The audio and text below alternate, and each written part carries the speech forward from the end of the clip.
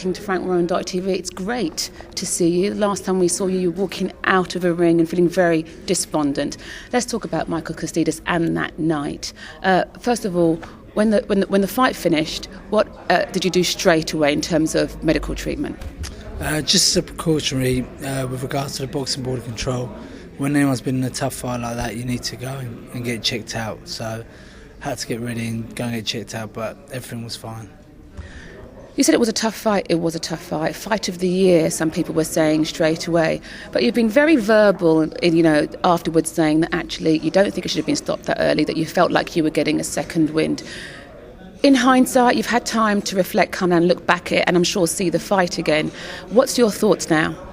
Exactly the same. I mean, anyone who knows Greame Earl and the way he fights, basically, if I have a little bit of trouble, 2 or 3 rounds later I can always turn it around, and with regards to the Bennett fight and a few fights like that, and Kostidis was going exactly the same way. After the first 2 rounds, after I got used to his shots because they were quite heavy, I actually rocked him and he was gone, and then every round after that was going my way, and the last round when they stopped it, I actually won it clearer than any of the previous rounds. So in my head it was, it shouldn't have been stopped, and I think I would have had him 2 or 3 more rounds. I think I would have won.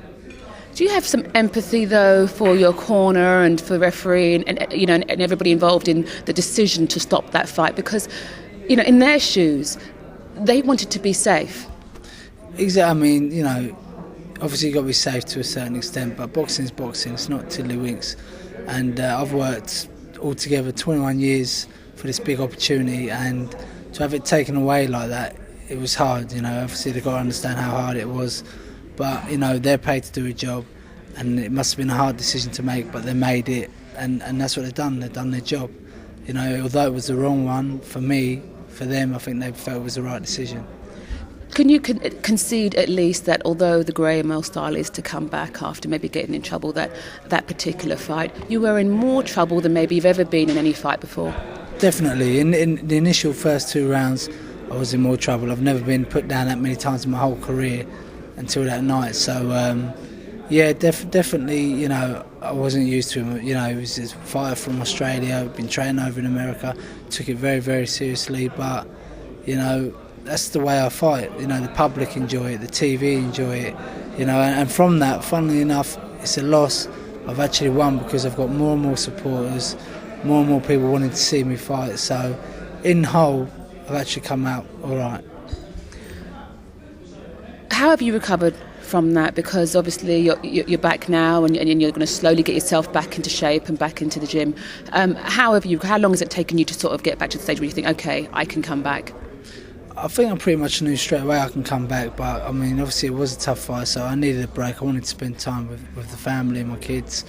But that desire to be world champion, and I want to have one of the major belts, the WBC or one of those major belts, the desire is still there, and I've had a bit of time now, but I am definitely going to be back.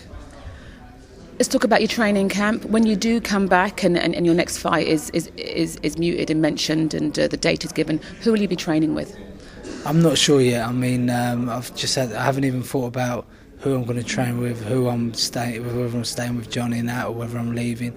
I just need time to think with regards to that, my next move. But all I can tell you is that there will definitely be no corners cut, and there will definitely be the best Greame Earl coming out every time.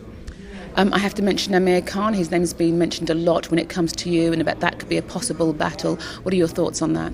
My thoughts, I would love that fight to happen tomorrow. I'd love it to happen, but Sports Network valuation of the fight and my valuation is it's a good bit apart. Not only that, I mean, I've took 11 years to build my reputation to be the best in Britain and stay the best and earn my position, whereas Amir Khan, he's a golden boy at the moment. He's young, he's enthusiastic, he's got a desire.